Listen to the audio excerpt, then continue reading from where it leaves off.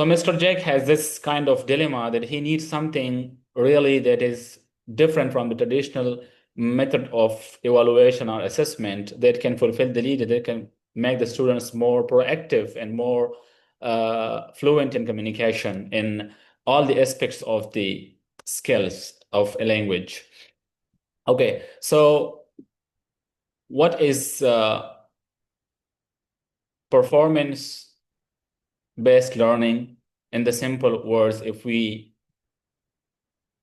look into the definition of, I'm sorry, I don't know what is happening with the presentation. So performance-based learning is like, if we say this in simple words, it is to assess what the student can do, like to ask them, show me what you can do, rather than what they actually know. If we reflect on it from the linguistic lens, from which is not that much relevant, but that is the core concept of language as well, as coined by Noam Chomsky, that he says we have competence and performance. So one is like what I need, what I know, what I have in my mind, but actually what I can do, what I can present, and what so that is the real performance and the real life and real time.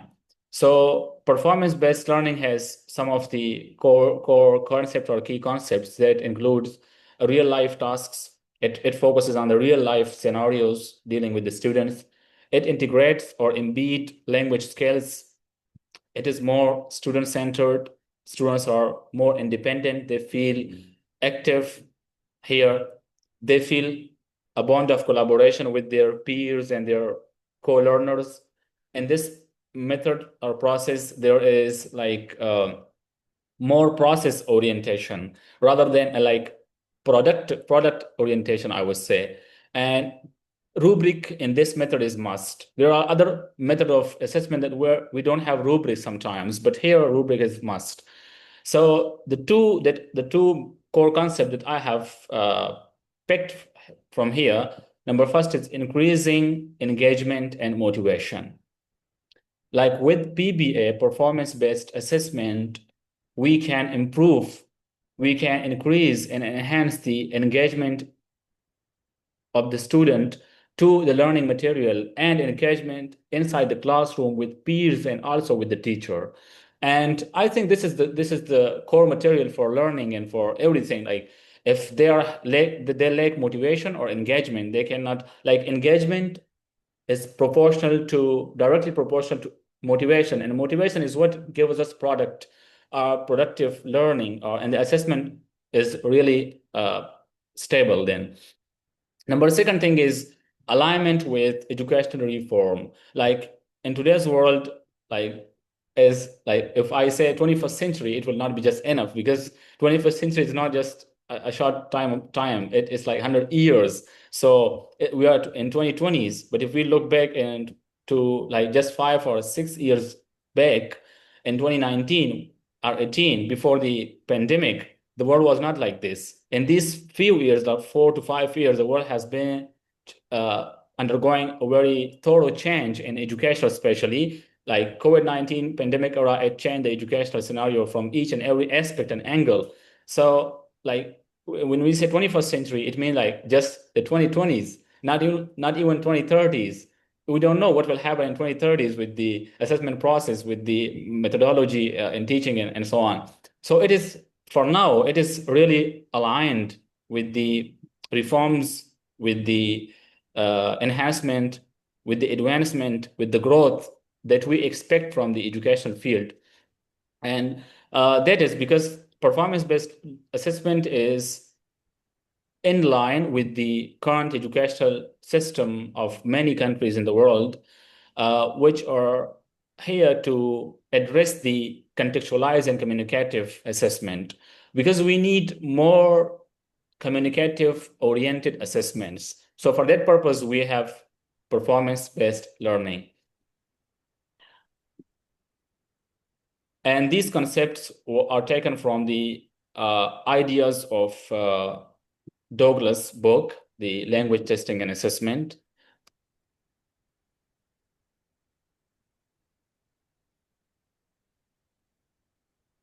After that, we have the examples that we teachers have inside the classroom, like everyday examples of the performance-based assessment. And there are some of them I have coined over here. Number first is, like, for example, I, as a teacher, ask the student to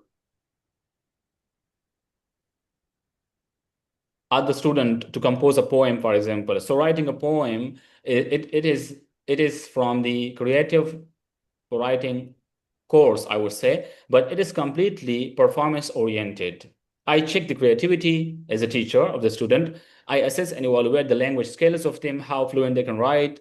I check that how they apply the language skills in structuring the format, which has coherence, which has cohesion, and also it can depict or show the understanding of the poetical devices, which is also from the language devices, of course, metaphorical devices.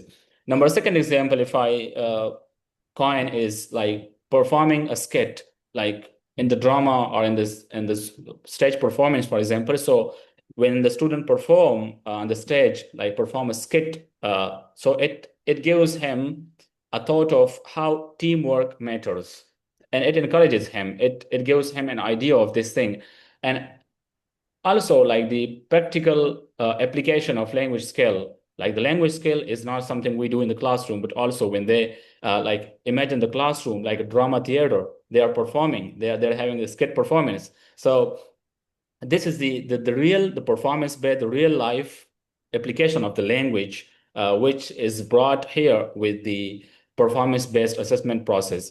And then it also gives reflection to the students to demonstrate comprehension through actions, not through rote memories, not through just memorizing the concepts of the language or the rules that, like, this is adjective, this is adverb, it has ly, it has this. No, they just speak, they just perform. And the third example is like delivering a presentation, and this is really important. If I share a short story, when I got admission in bachelor's degree in English education in 2017, so we had a teacher who has a PhD from Illinois, United States. So in the classroom, like in Pakistan, all the classrooms, I would say like 80% of the classroom back then, they were teacher centered, not student centered. So if you have student teacher centered classroom, it means the student are not good in communication. So one day he asked us to come forward and speak like a presentation, and after that he shared like an advice or suggestion that in the coming few years, like he meant that we will, after graduation, we will need one skill, only one skill, and that is how to speak, how to apply what we have learned in the real life scenarios. So that was actually a performance-based learning and assessment board that he was trying to implement in the classroom. So presentation is really important because it gives student to help clear communication. Number second, public speaking, how to organize information that they are going to present in front of someone. Because in my mind, I have a very good plan, but when it comes to present it, it needs a thorough examination. What things should first come first, then second, then third. That is organization of the information. And also it gives the speaking is something, if I go in front of someone, he can judge me with my dress or appearance, but then what I am by intellect, by mind, when I speak, then he will know that. And fourth example is experimental studies. Like, for example, a teacher asks student to, like, allows them to do experiment in the classroom or out of the classroom, and he observed that process of experiments and assessed them based on that experiments, what they do there, what they are doing and what they are focusing on, what they are missing. So that is also an example of it. And third one is planning and delivering a short lesson. For example, asking them to make a short lesson plan, or like short lesson, not lesson plan, short lesson, a mini lesson, and then deliver that information, that lesson. So it enables two things. One, creative thinking, and second, the student-teacher relationship in the instructional way, in the modern way.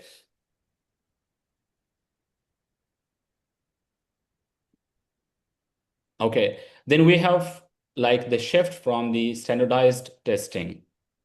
Back then, we have standardized testing or the traditional way of assessment or evaluation. So when was PBA introduced, or when was it implemented in the classrooms, and how today we feel about it? So let's have a short look into the uh, chronological timeline of PBA. In early 2000s, for PBA, there was a very short and initiative was brought to address like the performance-based assessment begins here, and it is the need. But it was challenging actually the dominance of standardized testing in education. But since it was really new and the voice was not that much spread, so it couldn't make it face very well. Then after that, in 2000 till 2005 or after that, like the research that we have now till 2005, I would say, it commented on the research highlights of the limitations of standardized tests and accurately, like how to measure it, the competencies and learning of the student with the most possible way of accuracy, I would say. So this raises a question on the standardized test, that standardized test cannot do this with more accuracy. So there is a gap for accuracy. How to fill that gap? We need another method rather than the standardized test or the traditional method of testing or evaluation. Then around 2010, we see an increase for the support of PBA from teachers and also from policymakers towards performance-based learning around the globe for the contextualized assessments, because PBA is something more contextualized and it is embedded inside the context. If I have a very good method, but it doesn't say anything about the context, I cannot make good progress or I cannot produce a good product. So for that purpose, it has this thing, the contextualized assessment, which is not just context of each and every culture or country, but it can reflect on what the students or the learner really need in the real life when they graduate, for example, or when they go outside the classroom, because language is not just inside the classroom. Then after that, in 2015, this voice became more stronger with the traction of the assessment process, because it was being integrated or introduced into the curriculums around the globe, in different educational scenarios, not only in language, but in other, but specifically we're talking about language assessment. So for the first time, it was implemented around the globe like 2010 to 2015, in between these years. Then after that, in 2020, there was widespread recognition for the PBA assessment, like recently in this, we have this decade started. So effectiveness of the performance-based assessment was recognized by different researchers from European countries and United States and other countries, which led to the formal adoption of this method in the educational institutions. It doesn't mean that it was not implemented before. No, it was implemented like between 2015 and 2010, but it got like a more suitable recognition for the education and for the language assessments because of the research, as it was implemented previously from 2010. So research were conducted that how it affect the performance of the students in all four modules of languages. So with those research, it got recognition. And in present moment, if we continue like on this, so there are a lot of research articles, books that shed light on the effectiveness of the performance-based assessment, and like it is a very essential tool to enhance the student engagement, their motivation, and then learning outcomes, the SLO, and so on. So the research that I just coined here, like there was some research which made a way to PBA. There are some of the articles which I came across last week. Here is this one. This one is the experimental study. The first one is the left upper corner, and the right corner, it is from Professor Pasumardi, and this one also, and this one is a case study which so I would share, and other research articles you can also find it. This one is from 2018, and this one is from 2017. So these two were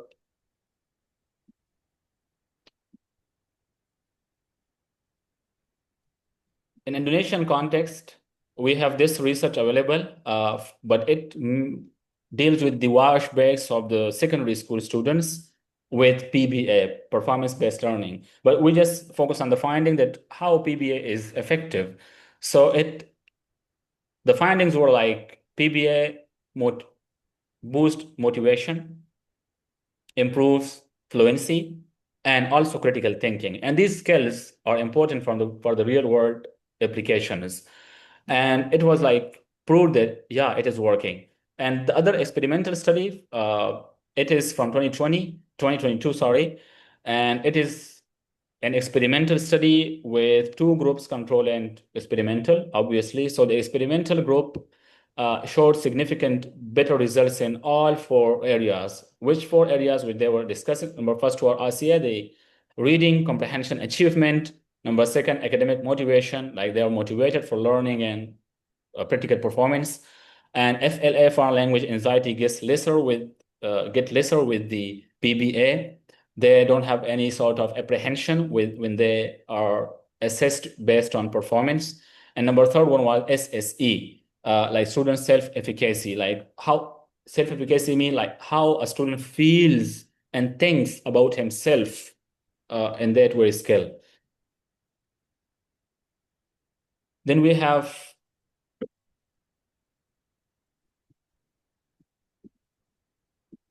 okay, so limitations of the why did we need this shift in the past or now from the standardized method or the traditional method? So it has some limitations. First limitation was standardized test prioritize memorization and multiple choice accuracy over real understanding. As I said earlier, that we don't need memorization in today's world. There's no need of multiple choice to pick one point. So if it is so, it will fail to reflect on the student's actual language competence or communicative ability, because just picking a point is not something that is like showing my real performance. And number secondly, the high pressure format can cause anxiety. Yeah. Like for example, let's take example of IELTS or TOEFL or any other standardized test. So what IELTS do, like it creates a lot of pressure and anxiety on the students' minds. Like first dilemma that they have is they are submitting a huge fee. And what if they get a low band? What will happen? So this is just one aspect of their test, but there are a lot of other things as well, which doesn't have anything with the real performance at all. And what it does to the students or the test takers, that is simple, that is leading to distorted or unreliable assessment method. So we need something that is practical, real life based. So we have performance-based assessment. On the other hand, we have the benefits of this, which are the weaknesses of traditional or standardized assessment. So PBA actually focuses on applying language skills in more real-world scenarios, like projects, presentations, skills performance, and so on.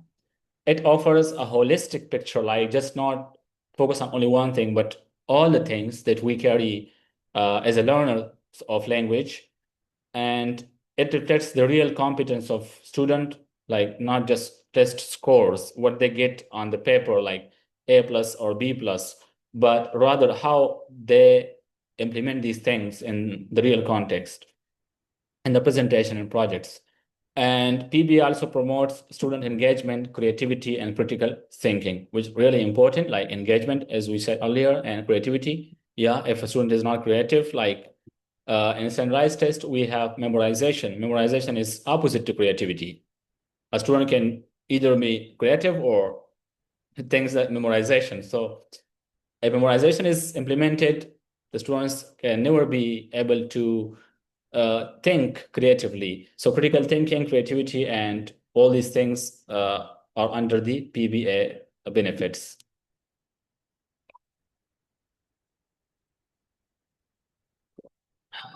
I'm sorry. Then we have the influence or impact of PBA on language learning. Like what kind of impact it has, and it shows, and it has shown so far when it has been implemented in several countries.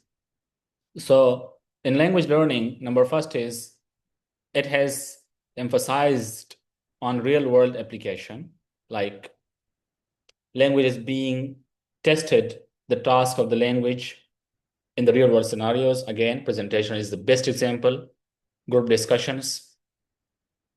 And number second, it focuses on the practical application, like not just rote grammar, like it doesn't necessarily ask the student that tell me, for example, if I have has in the sentence, it will be followed by which form of verb. But rather it asks the student to say something about the past. So when he speak, he will definitely use has and third form and second or whatsoever it is.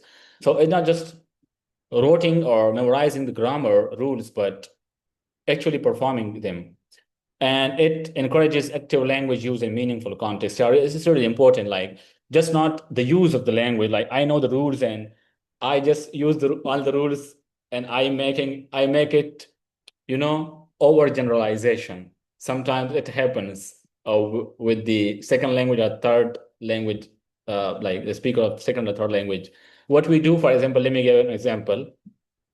We said, for example, there is a rule that we have es or s with the verb in the present simple tense with the singular subject, like Wakas goes, plays, for example. So sometimes the speaker will say, I goes, there goes. Why? Because the rule is overgeneralized here because of the memorization of the grammatical rule, and they were focused too much, not the performance was focused too much, which caused this one. So PBA deals with this kind of problem very smoothly. And then we have integration of skill assessment. Yeah, PBA, like all the four modules of language, listening, speaking, reading, and writing, like the teacher can deal all these four.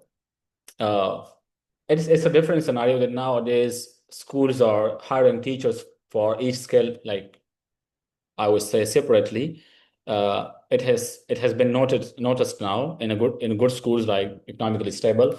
They hire teachers specifically for two skills or one skill, which help students and teachers both in like 200% performance. So PBA helps teachers for listening, speaking, reading, and writing every. It also promotes the contextual and communicative language use, like for example, teaching English to the students of bachelor's degree in psychology is completely different than teaching it to the biology students because the context is different. So the terms, terminologies, vocabulary, and everything is different. So English for specific purposes. This problem is also solved with the performance-based learning because like the task that I give to biology student would be completely different than the psychology student, for example, or the physics student. So that is contextual use of the language. And then we have number third one, that PBA helps us to increase engagement and motivation. And this is something that is really important because this question is asked in every seminar nowadays about education and pedagogical strategies. Are the challenges that the teacher feels inside the classroom, how to make the classroom more engaged and the students get motivated. This is the biggest challenge. So PBA is one of those methods which is opposite to the traditional methods, which makes the classroom really boring, and it makes the learner motivated for authentic and relatable tasks. Like it gives them the tasks that are related to the real life, so they feel like they are not in the classroom. They are just playing, they're just performing, and they focus on the performance, not just the language grammatical rules. And the second thing is like it has focus on the engagement, like by connecting language. Yeah, again, like for example, asking the students to become like one become teacher and the other become student, or one become doctor and the other becomes patient and talk. So they will never feel that they are inside the classroom, but they will feel more engaged. And then we have challenges of implementation. Like, yeah, implement how we implement the PBA in the classroom. Of course, we have benefits to each and everything, but we do have challenges for those things, how to implement them, and we feel challenged when it comes to the real life scenarios. Being teachers of English. So number first thing is like it requires considerable time from the educator, the teacher, and the learner both. Like preparation is not that much easy, but it is time consuming. Then to execute the information on the performance of the student and then evaluate them. So the execution of the preparation material. So all these three steps need considerable time. Number second challenge we feel in the PBA implementation is uh, like we need more and more materials. We need more tools and classroom resources than traditional assessments. Yeah, that is true. For example, if I have to give a task to my students for group discussion, just imagine, and then after group discussion, they will be shuffled like jigsaw, and I will observe them and assess them based on, I'm sorry, based on their performance of the language. So for this purpose, I need more tools. I need more papers, sticky notes, or flashcards, or the round tables in the classroom. And if for example, want to give them a task to perform like a drama or the skit, I need a stage to make something like a stage appearance, or the background music, or spectators, etc. And number third one is PBA involves detailed and thoughtful design to ensure tasks that truly reflect real world skills. And that is something the most challenging part of PBA because we, like, how can I say this? Like, all the teachers of English in one school, for example, are not the same. They have same degrees, for example, English education, but they cannot think in the same way. And that is the beauty of human behavior as well. Like we can think different, so it gives us more uh, better way of understanding. So what happens? Like I come from one background, the other teacher come from another background. I go to the classroom. I ask myself, am I like am I have empathy toward to not be biased and completely unbiased? So it is entirely not possible. Like it is possible, but it is not completely possible. Like I have to make things unbiased. I have to minimize it. So what it does with the PBA or these things, in PBA, I need a design that is ready or that is made to ensure tasks that reflect on the real world skills. To understand the students' needs, like for example, if I ask my students what they need and what are their problems. So for example, a student share with me that, for example, he is facing difficulty with P and B sound production or T and D sound production. Like from the speaking skill, it belongs to pronunciation. So I would tell him, for example, that yeah, it's easy. It's very easy. You don't know. Like I'm a teacher, so this is the biasness that I carry on. So I should ask myself that the design that I have made for the lecture or for the assessment, does it really address or advocate the students' need in the real life world? So this is the most challenging part of the PBA, that we have to understand every student's needs. Like we say that differentiated instruction. So we also have differentiated assessment, right? So I'm not talking about that. This is a completely different topic. I know, but I mean, to understand the needs of the students and assess them based on their needs, then it will give us a way forward, which is the most challenging thing for personally for me is the most challenging one. Number 4 challenge in PBA is crafting tasks that are valid, that are reliable for the assessment of performance, like in authentic way.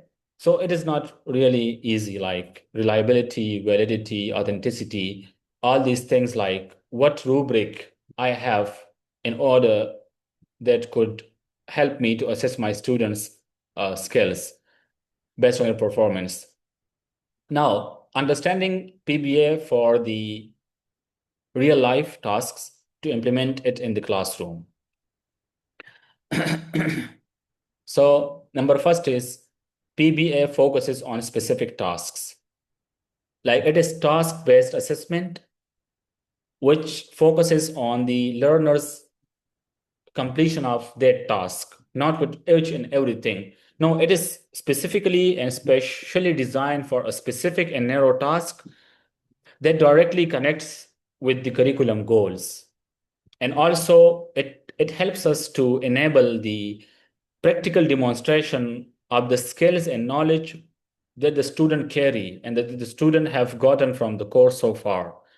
For example, like you ask your student for video biography presentation, for example, to make a video presentation like biography, for example, and then you assess. So what will it is like speaking first, writing, video, because he will write first the biography. After that, he will reflect on it. Then he will on the camera, and then he will speak to it. So you can judge mainly here two things: speaking and writing. And the second, for example, that is formal email writing. So it is like just writing. Then understanding PBA for the real world relevance. So like when we implement PBA in the classroom and we make connection of it with the real world tasks. So this is the method that improves the engagement and retention among the students overall, like how making like it makes the learning process more meaningful. And when it is more meaningful, they are engaged, they're motivated, they can learn quickly. And the teacher also feels energetic and motivated inside the classroom with a good energy.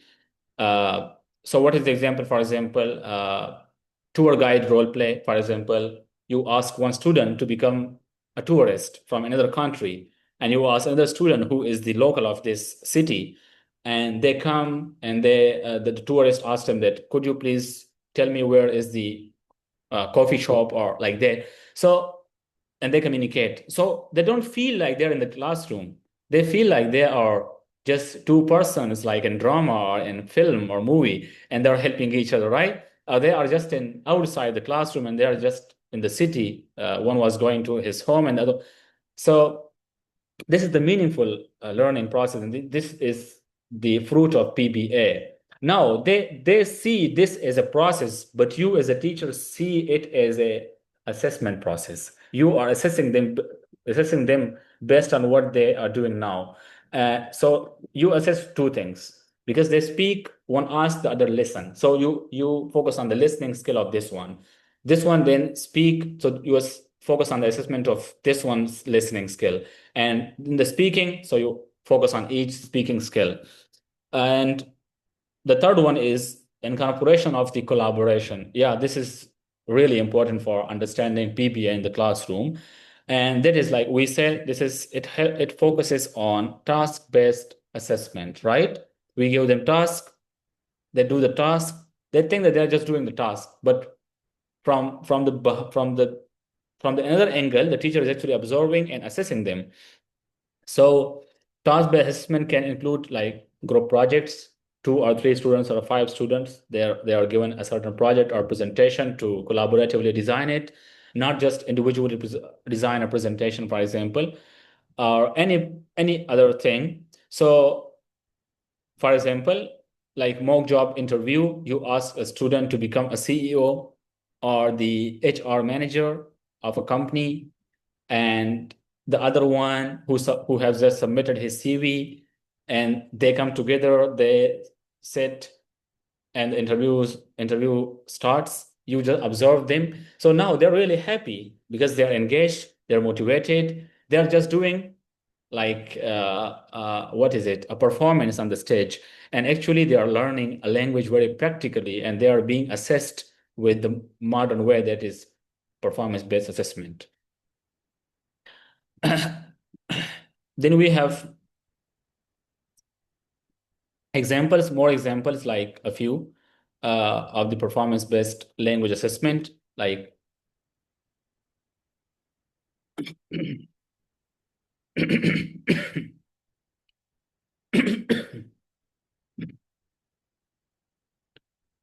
so I'm sorry. We have oral interviews. That is one example. Student listen and respond in conversation. Two types of skills are being assessed.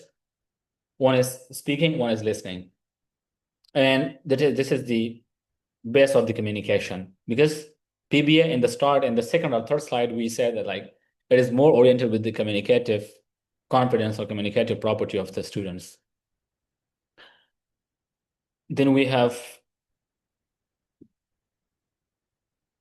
another example of this is role play or role-playing activities. Like you give one student a role, you create a scenario, for example, something happened on the road, like accident or incident, and the student was standing over there. So how can he communicate with those who are on the road now and they are injured, for example? Like role play activities are other examples in the contextual language use. And it highly depends on the context, what is going on in the city or the village as well. You can make it more interesting with those kind of role play activities. Number third is like project presentation, as we talked about it many times. Number fourth is peer teaching sessions. Yeah, this one, like students sometimes to ask them to become teachers and come onto the stage and teach the concept to their fellow learners. So it depicts or showcases the comprehension and communication process of the students, what they have learned so far, and how they can implement it. And number last one, interactive group discussions. Like we have certain kind of group discussions. All of them basically help to encourage the students' collaborations because the students learn more effectively in the collaborative activities. It helps them boost their communication and critical thinking both as well. So this is also one of the examples. Then we have the benefits of using rubrics. Like, as we said, that rubric is really important in PBA. So rubrics set clear criteria. Why we need it? Like, it sets a very clear criteria for consistent, like it is consistent throughout the time, throughout the assessment process, and transparent grading. Like the biasness is like, I would say the biasness is minimalized over here. It is transparent, and there is clarity in the expectations for students. And this helps the teacher as well, because, for example, if I don't have any rubric and I'm just observing the student presentation and want to mark him, so I cannot design each and every skill in my mind. I cannot take it. But if I have the rubric available, for example, speaking, his engagement with the class during presentation. Number third in the rubric is, for example, his motivation. Number third, for example, gestures, body posture, or eyebrows movement, etc., and so on. So rubric helps me consistent grading and transparent grading as a teacher, and also for the student, and clear expectation for the students. They don't have any problem because they know the rubric. So they can also follow those points, and they can also reflect on the skills they will be assessed through in the presentation. And the rubrics also provide focus feedback to help improve. Yeah, when you tell a student that you got 7 by 10 or 8 by 10 or 5 by 10, he doesn't know like where these 5 marks has been cut out. If you give them the rubric that you got 5, for example, in pronunciation, 7, for example, in sentence structure, and so on, it will help them like to understand their negatives very clearly and effectively, and they can work on it. And this helps also the student to be performance oriented, performance based assessment. So the challenges without rubrics, for example, if you are a teacher and you don't have rubric but still you are working with the PBA, so what kind of problem you could have? Without rubric, your grading system, your grading could not be consistent. It will be confusing for the student, because each time the student cannot text you or come to you that, sir, please, why I got this here, this here. But if the rubric is provided and he knows it very well. Number second, objective evaluation is not ensure. Yeah, this is like uh, the objectively, there are a lot of things that we all carry objectively. There are a lot of things that we all carry as a teacher, as a student, subjectively. So this is compromised over here. And the third thing that is compromised, vitality of the fair assessment for diverse skills. Because though I am presenting one thing, for example, group discussion, so I have only speaking, but behind it, there are inside the speaking, there are more than 10 things. They're called diverse skills inside a skill, which I don't know how to deal with. So for that purpose, I need the rubrics. So now I have a reflection question. I'm sorry for my throat. It is really dry. I don't know. So I will love to listen to my mates and professor thought. Any question or suggestion? Thank you so much for Okay. listening. Thank you very much for your presentation. I'm very happy with the presentations because you have explained it, everything in details, Mas Baka. So I hope that the audience here, the students, will understand well about the concepts of performance-based assessment, the context of language assessment. Okay. Yes. Once again, thank you very much for your presentation, and I'm very very happy with the contents being presented in this occasions. Okay. So there have been three different reflections, yeah, reflective questions from Mas Savakas. Okay, so we are going to discuss this three reflective questions in more detail. So our understanding related to the concepts of performance-based assessment will be better.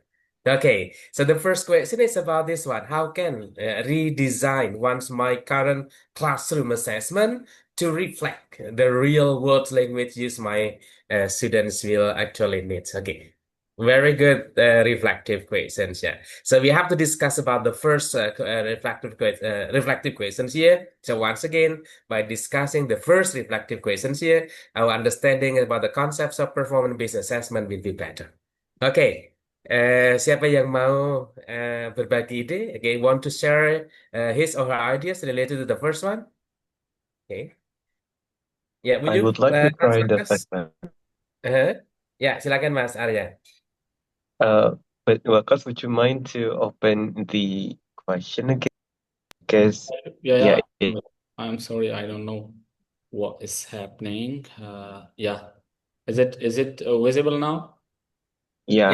Ya, So oke. the first one is, how can I redesign one of my current classroom assessment to reflect the real world language use my students will actually need?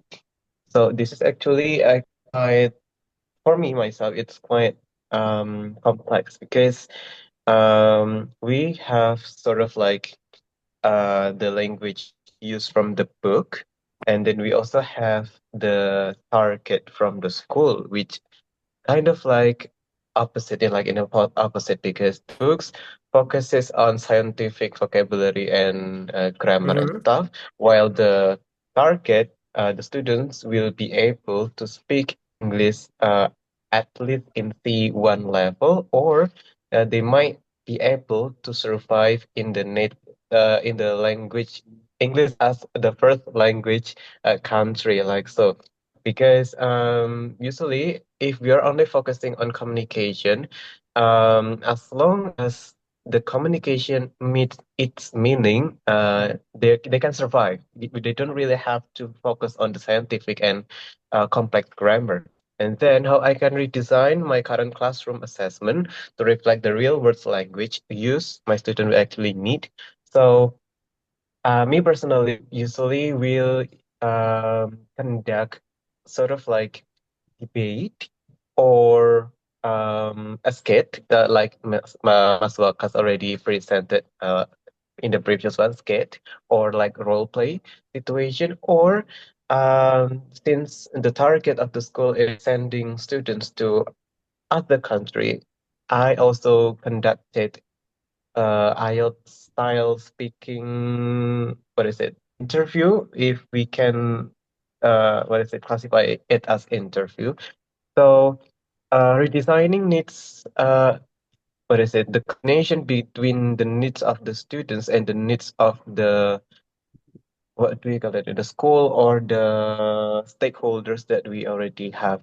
So, but in this case, because it only focus on the real world language use, I will redesign it. First of all, I will see what they need first. For example, Mhm. do they need to uh, English for applying job or as a art or as solely focus on communication, and then after Mhm. I understand what they need, I will redesign. For example, if they only focus on art, then I will do performance-based assessment by having sort of like role play or Mhm. skate or anything else that in a quote something like art. And then if they only need it as communication purposes, then I can redesign it into, for example, if communication, I can just make a conversation assessment, if that makes sense, like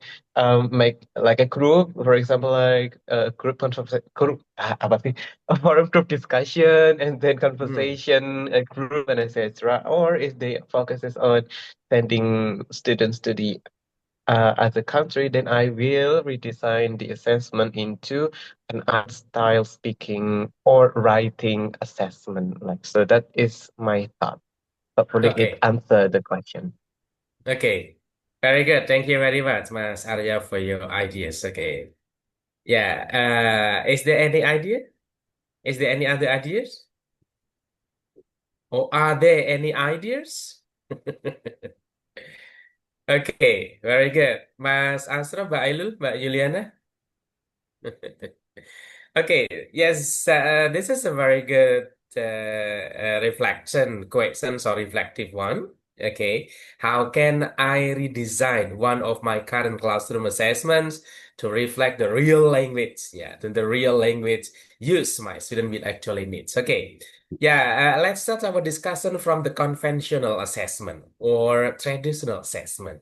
Okay, so once again, let's start our discussion from the traditional or conventional assessment. Okay, so the examples of conventional assessment will be multiple choice tests.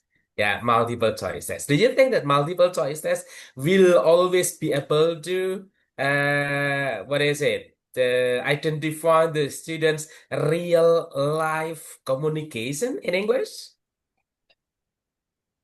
Well, okay, so once again, do you think that conventional assessment or traditional assessment like multiple choice test, true false, matching type test will always be able to identify the student's real life competence? No. No, Okay, no. sir. Course, this test formats will always be able to identify the student's knowledge. To what extent the students have, what is it, good rote memory on the language itself, right? Okay, yeah. So, in order to identify the students' real world communication, real life communication, so we have to redesign our classroom assessment into the contextual ones. Okay, into the contextual one. So, Okay, the contextual assessment will be performance-based assessment. Yeah. So, okay. So the contextual assessment will be what is it? Performance-based assessment. So the next questions will be this one. What is actually performance-based assessment? Okay. This says the answer should be understood well. That should be understood well first. Okay, so performance-based assessment means, okay, the teacher create tasks that mimic, yeah, real-life language use and situation, okay, and applying authentic assessment method such as role plays, presentations, and debates. And debates. That's about what is it?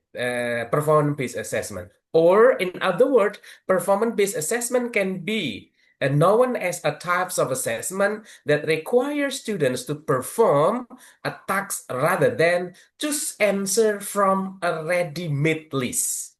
Okay, yeah, multiple choice test, true, false, matching type test.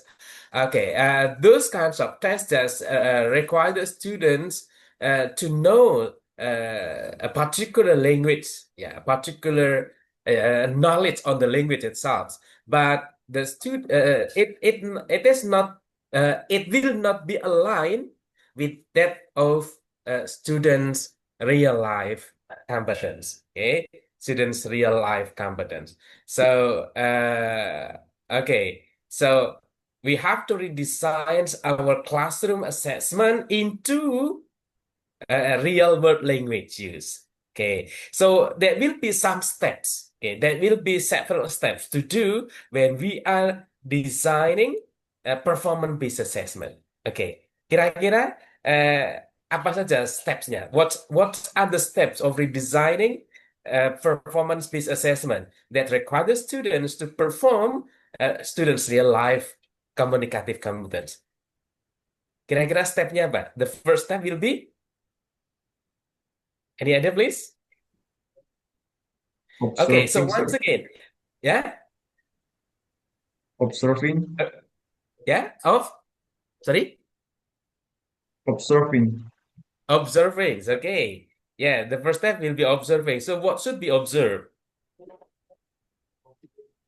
the condition of the students, what are they Okay, need and what are they need to add or need to decrease and so on. okay, yeah, it can be. Yeah, it can be. So back to the reflection. Yeah, the reflective questions here. How can I I refers to the teacher. Yeah, redesign one of my current classroom assessment to reflect the real world language use my students will actually need. Okay. So of course, once again, I would like to underline my explanation here.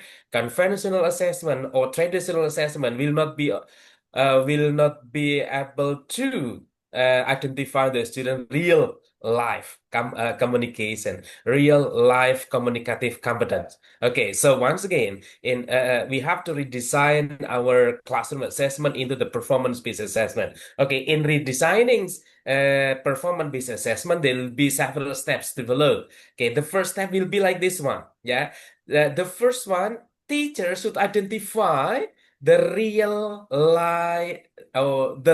life language needs first. Okay, so this is the first step.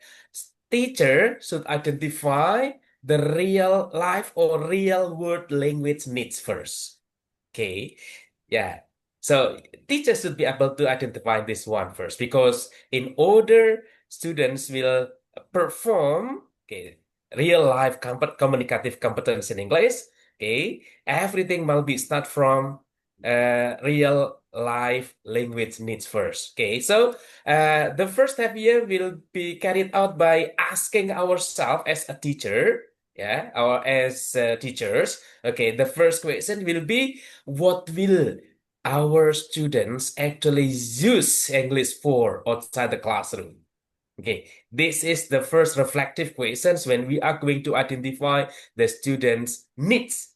Okay, yeah, the students' need. I mean, what I mean here, real life language needs. Okay, ask yourselves about what your students actually use English for outside the classroom. And the second question will be, will they give presentation, write emails, negotiate in meetings, or interview for jobs, or collaborate in academic or professional setting? So the second questions will will lead us what kinds of activities that should the teacher expected during the class. Yeah, what the students will do during the class.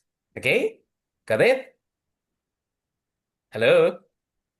Yeah. Yes. So the first step is identifying students' real world language needs first. Okay.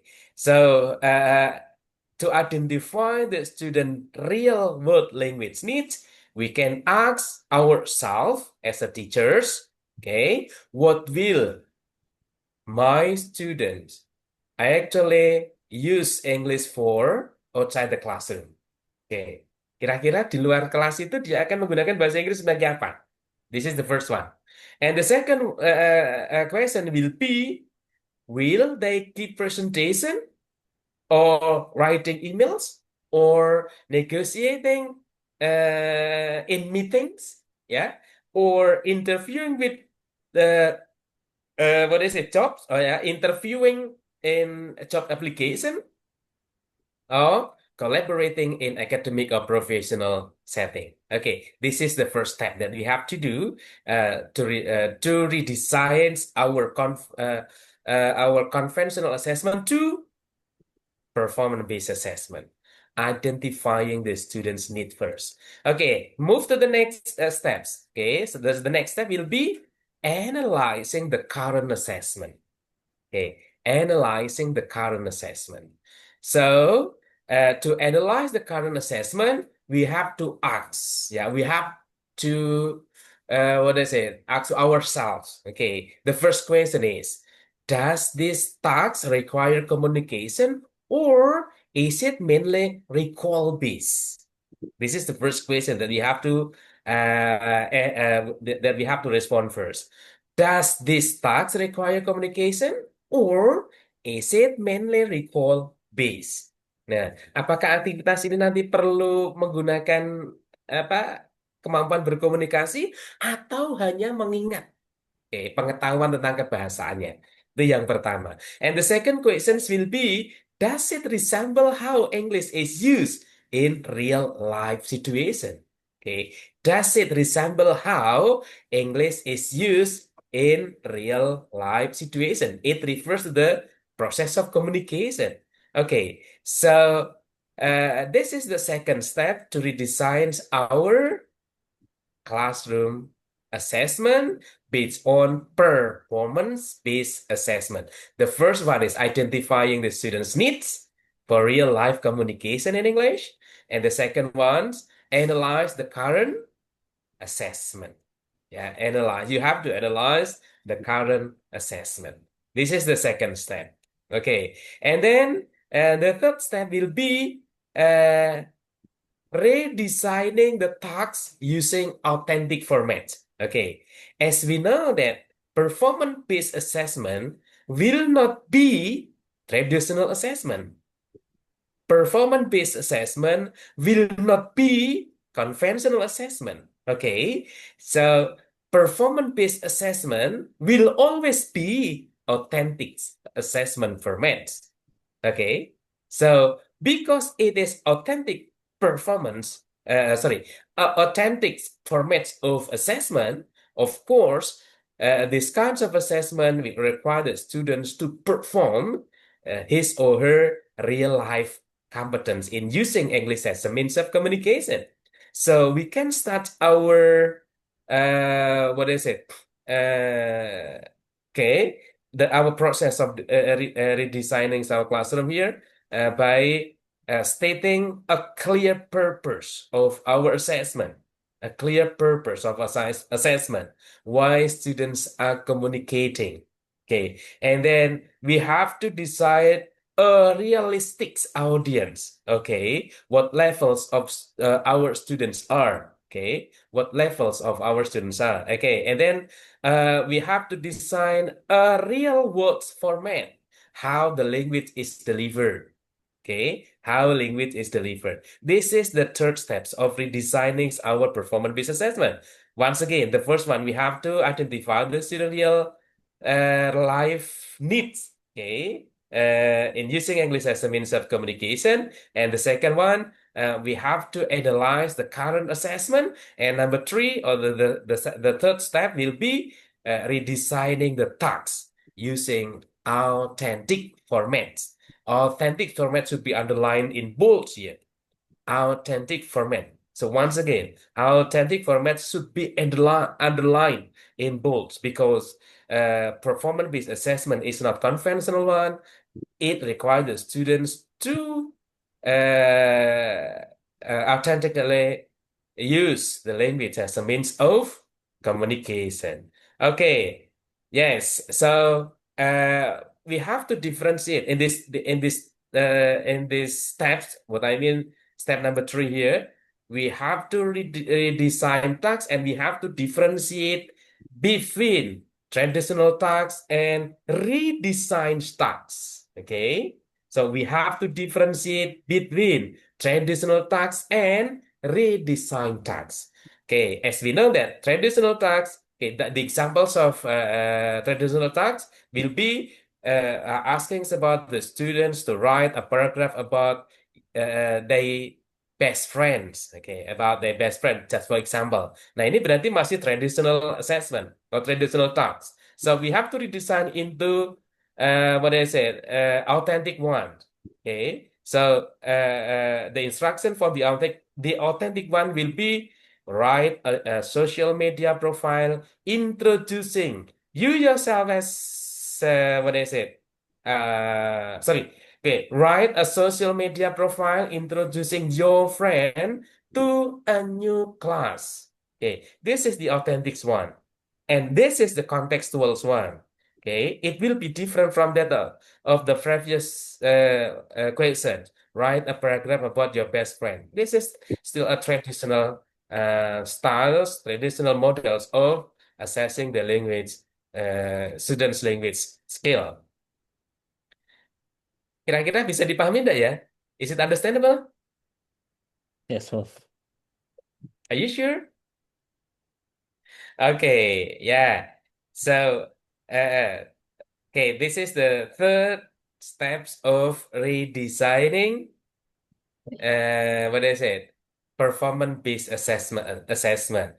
Okay, yeah. Everything must be authentic formats rather than traditional formats, such as multiple choice tests, true false, matching type tests, and etc.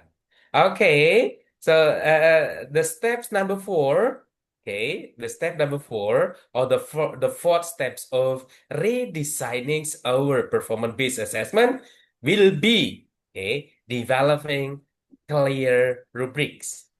Okay, yeah, developing clear rubrics. Okay, yeah, because as we know that performance-based assessment is not objective assessment. It will your subjectivity will influence the results of scoring.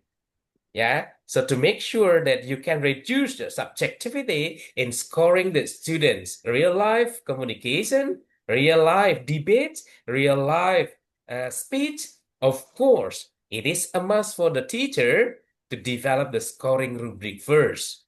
Because the scoring rubric will be the guidelines for the teacher to assign the student score. So the score will be objective, okay, and reflecting to the students' real life competence, okay, real life communication. Okay, so the rubrics, the what is it? The concepts or the components or the criteria of the rubrics can be emphasized on students' fluency, okay, students' task completions, students' coherence and organizations, and students' appropriateness for audience and purpose. Okay, that's 4 steps of redesigning our performance-based assessment from the conventional assessment. Okay. So, okay, I would like to check our understandings about the steps of redesigning our performance-based assessment. Pertama tadi apa? The first step will be? Understanding the needs of. Okay, good. Thank you. Understanding the students' Mm. real world language needs. Okay, number two. Yes, guys. Number two. Analyze the current assessment. Okay, good. Analyzing current assessment. Analyzing the current assessment. Okay, the third one. Authentic performance. Okay, redesigning our assessment with the authentic format. Okay, authentic format. Okay, you will no longer multiple choice tests. You will no longer use teacher-made test. True false. Okay, you will no longer use matching type test, multiple choice test, and etc. Everything must be based on performance based. Okay, assessment. Performance-based assessment means, okay, students should perform, okay, real-life activities which use language as a means of communication in real-life context. Okay, so come to the fourth step or step number four. Step Developing number clear, four. What is it? developing clear fabric. Okay, good. This step number four. It is a must for the teacher. Yeah, it is a must for the teacher to develop the scoring rubric first.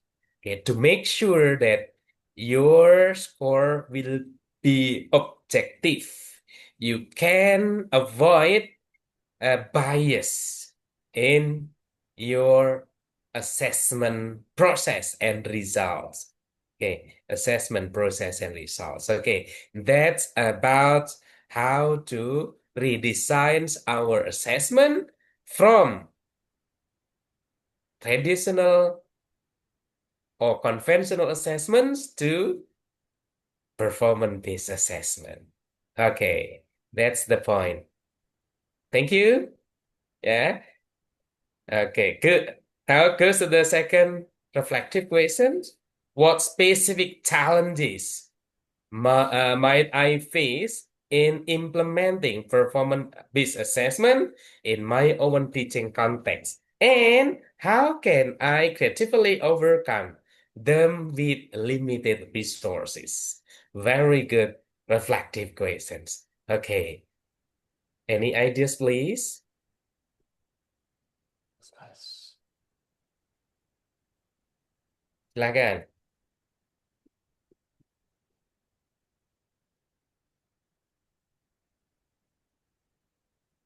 Silakan.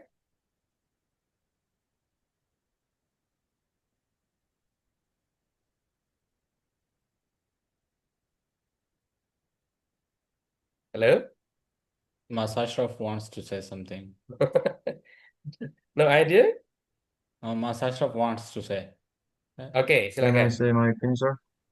Ya, silakan. Or, all right. So actually, the challenges that already delivered by Maswakas in his insightful presentations, I Hmm, I take some points such as bias, the hmm, consuming a lot of time, and so hmm, on and so on.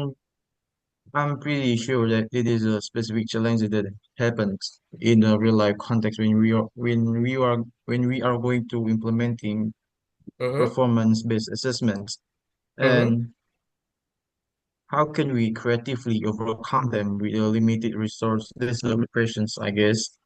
hmm, From the bias, the bias and the answer is already answered again, I guess, by making the specific rubric.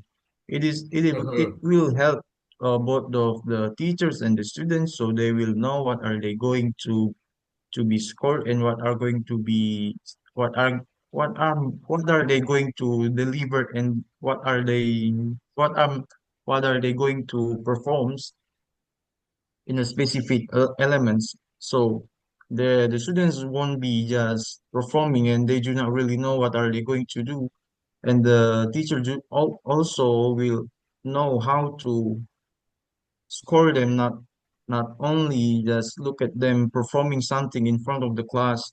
Since PBA, in my opinion, is really a high risk assessment, in my opinion, since we cannot really sure that whether the students actually know or actually comprehend at the skills. Like, we cannot make sure that he understand the material. It could be the he or she memorizing the text and then performing in front of the class.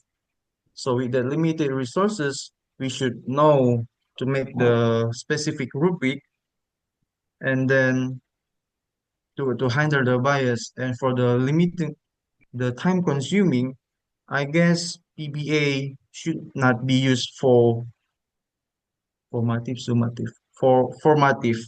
As for summative, Mhm. at the end of the semester, it should be in a formative at the in the middle, so we can know their journey, their their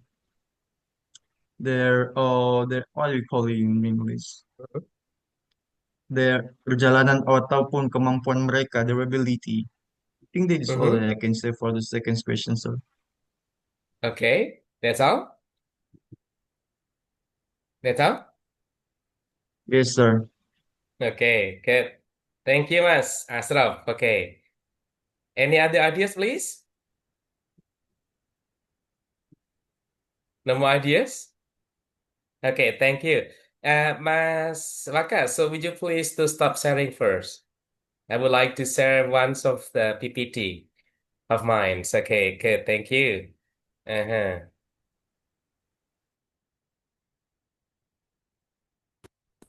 Okay. Is it viewable? Not yet. Okay, wait a minute. Yes, Prof. Okay, good. Thank you very much. Yes, I have identified some challenges of performance-based assessment and the solution. Yeah, and the solutions. Okay, these are the challenges. Okay, challenges, and this will be the solution. So the first challenge will be subjectivity in scoring. Yeah, subjectivity in scoring. Okay. Yeah, subjectivity in scoring. Yeah, as we know that performance-based assessment is not a kind of objective test. Okay, so teacher subjectivity will influence the results of scoring. Okay, what can the teacher do just how to reduce his or her subjectivity in the process and the results of scoring? It is impossible for the teacher to eliminate at all what his or her subjectivity. Okay, so what are the solution to over? Okay, yeah, this is the solution that they teacher uh, to reduce his or her subjectivity. The first one is clear rubrics, rater training. Yeah, clear rubric. There must be a clear rubric. It is a must because scoring rubric will be the guidelines for the teacher to assign the student score. Okay, to identify or to judge whether or not the student responds right or wrong. Okay, and then the next solution will be rater training. Yeah, rater training. So the rater or teachers must be skillful enough in scoring the students' performance-based activities. Yeah, the teacher must be skillful enough. So there must be a training for them. Yeah, there must be a training for them to make sure that the teacher will be able to rate the teacher will be able to score the student's performance objectively and reducing his or her bias. Okay, this is the first solution for the first challenge, subjectivity in scoring. Okay, the second challenge will be time consuming. Yes, it has been explained by Mas Vakas that in performing authentic assessment or performance-based assessment, it will be time-consuming. Teacher needs more time to prepare everything here. Okay, so to cope with this one, okay, there must be embedded tasks in lessons, peer assessment, and group work. Okay, yeah, so you can assess your students individually because it will be time consuming. So you have to divide the students into several groups, and you can also implement peer assessment. Okay, and you can also implement embed tasks in lessons. Okay, these are the solution we offer to overcome or to cope with the time consuming when the teacher want to apply performance assessment. Okay, the next challenge will be classroom management. Yeah, classroom management is the third challenge to apply performance-based assessment. Okay, it will be difficult for the teacher to manage the class when he or she is applying performance-based assessment. Okay, so the solution to offer will be, okay, the teacher needs to divide the students into small groups and task rotations. Yeah, task rotations. Okay, to make sure that your students will be able to take the task well, and every single student will have the similar tasks. Okay, although the teacher can also implement differentiated assessment as well, rather than what is it, single types of assessment. Okay, so the next challenge will be student anxiety. Okay, yeah, student anxiety. Okay, so student anxiety. Yeah, you have to support, you have to, what is it? Create supportive environment, rehearsal, and flexible formats. Okay, to reduce your student anxiety. Okay, ya, student anxiety. And then limited resources. Tadi sudah disampaikan oleh Mas Wakas ya. So the next challenge will be limited resources. Okay, because everything must be authentic and the resources are limited. Okay, and then to overcome this one or to copy this one, low text option or pure sports. Okay, you can use technology to assess the students. Okay, to make sure that your students will be accessible. Okay, and they will be able to demonstrate his or her language proficiency. Okay, lively. Okay, the next one, tax objectivity tax objective misalignment. Okay, tax objective misalignment. Okay, this is the next challenge when you are going to implement performance-based assessment. So to cope with this one, backward design, clear language focus, and etc. And then the last one is fairness. Okay, fairness. Ini sangat relevan dengan subjectivity tadi, fairness. Okay, so to cope with this one, teachers should have scaffolds, equal rules, and individual accountability. Okay, okay, what is it? Those are the challenges of implementing PBA in the context of a language classroom and the way to cope with those challenges. Okay. Okay, any comment? No? Okay, thank you very much. Yes. Okay. Okay, Mas Waka. So goes to the next or the last reflective question. Okay. So, mhm. The last question is about in what ways can performance-based assessment help me move from simply evaluating students to truly empowering them as language users and critical thinkers. Good. Saya kira, I think the last question will be similar to the first one, yeah? Okay, will be similar to the first one. And we have discussed, yeah, okay, we have discussed everything for the first reflective question. Okay, tapi barangkali masih ada ide yang lain, silakan. The more ideas? Okay. Okay, good. Thank you very much. Yeah. Um, okay, if there is no more question or comments related to Mas Waka's presentation, so once again, I do appreciate these presentations because you have explained well about these topics. Okay. And yeah, I hope that these explanations will broaden our understanding related to the performance-based assessment, especially in the context of language assessment. Okay, if there is no more questions, I think the class can be ended. Okay, we would like to discuss another topic next week. Okay, and I do hope that the next presentation at least will be like this one. Okay, thank you. See you next time. Assalamualaikum warahmatullahi wabarakatuh. Thank you. Waalaikumsalam warahmatullahi wabarakatuh. Okay, Thank you, have a sir. nice holiday. Okay, yeah. Yes, kita akhiri ya. Thank you.